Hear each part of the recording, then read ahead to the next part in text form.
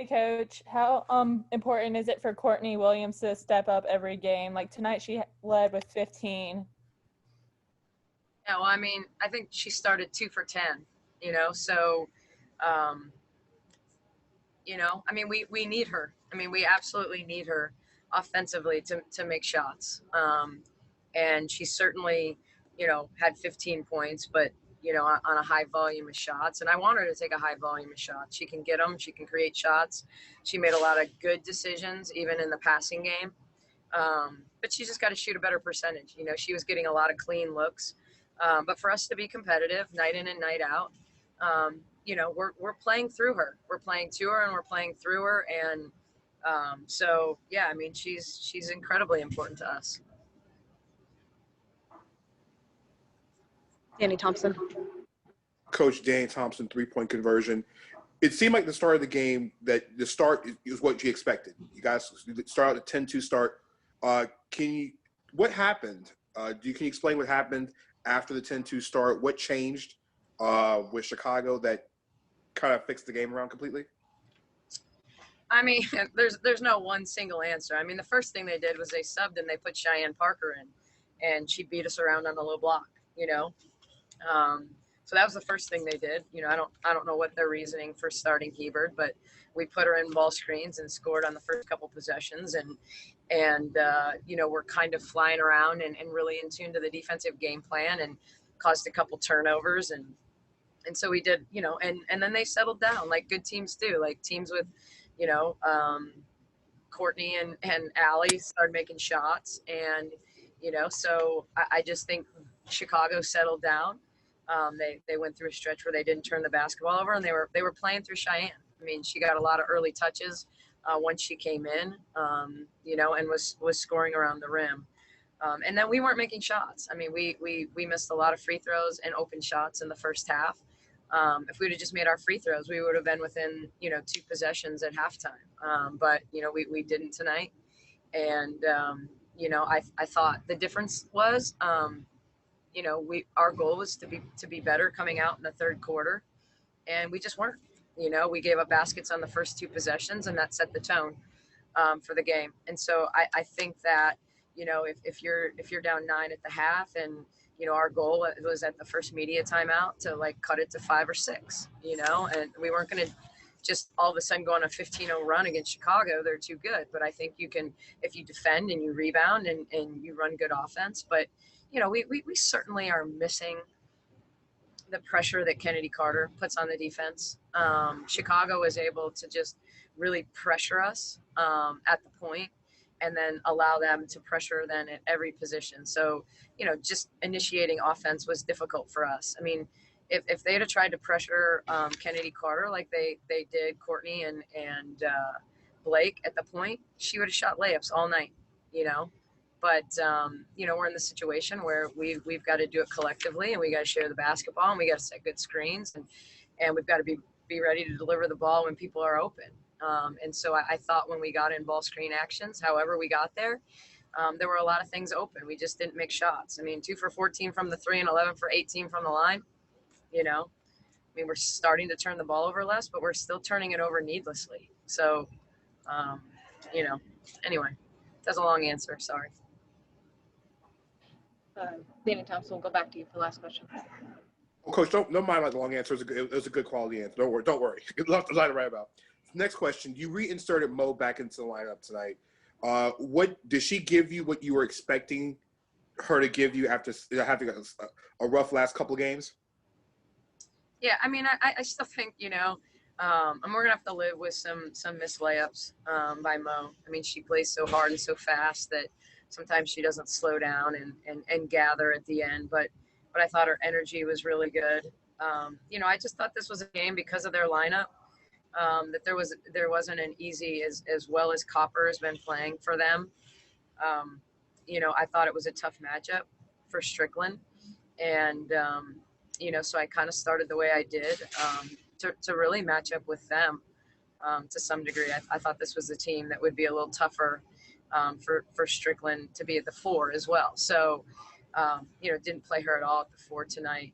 Chicago played double big a lot of the time. So except when they had Gabby at the 4. So yeah, I mean, I thought she was better the other night. I thought Mo was better. That was my takeaway from the last games. I thought Mo flew around and tried real hard and got her hands on a lot of balls. And I think there's going to come a point where Mo brings in more offensive rebounds. Right now, she's getting a hand on a lot of them and doesn't get as many as I think she's going to end up with. But she's consistently putting pressure on the defense by going to the offensive boards. All right, thanks, Coach. With it being the 4th game in 7 days, I know everybody's going through it, but did today the signs of fatigue show up a little bit in the energy level today, especially after about the first 10 minutes or so of the game? It's actually been the 10th game in 19 days, but I don't know. I think it was more mental mistakes than anything. I mean, most teams are in the same boat this week or the past 2 weeks, so I think it's the team that ends up making the right decisions consistently that ends up winning these games.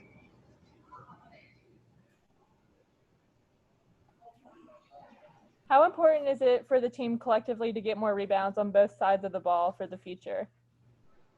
Rebounds are always important. We want more shots on goal. Obviously, that gives you more chances to score points. And when we do a good job defensively, it's important to not give teams a second shot. I think it's kind of been a theme throughout the season where we get the initial stop but don't get the rebound, and then they score off the offensive rebound, and that really hurts us. So I think rebounding is something we've talked about, but something we definitely need to improve on. Danny Thompson, back to you. Elizabeth, when Atlanta made the substitution to bring in Cheyenne midway through the first quarter, how did the game look, or how did the game feel differently when they inserted her into the game? It seemed like the tide turned a little bit. I mean, she just did a good job of getting position and staying there, and I think we offensively we didn't continue to move the ball like we were. So, but even when that happens, we still have to keep playing and just adjust. All right, thanks, E. Glory, Danny Thompson, 3-point conversion. With playing so many games in so many days, how good does it feel? I know it wasn't the way you wanted the game tonight to be, to have a day off tomorrow before you go back to work on Wednesday. It feels great. We definitely need it. This is it's not like any other season. It's going to take a toll on our bodies. And if we don't have, the few off days that we do have, it leads to injury. So I think any recovery day is good for us and good for a team like us who, you got a couple older players on the team. So this is definitely a good thing to have an off day tomorrow.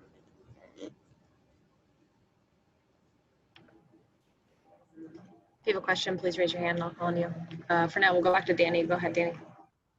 Glory, you didn't come in at the start of the season. You came in pretty much during the middle. How are you feeling now, and how close are you to being back to where you was before, or back to last season's level?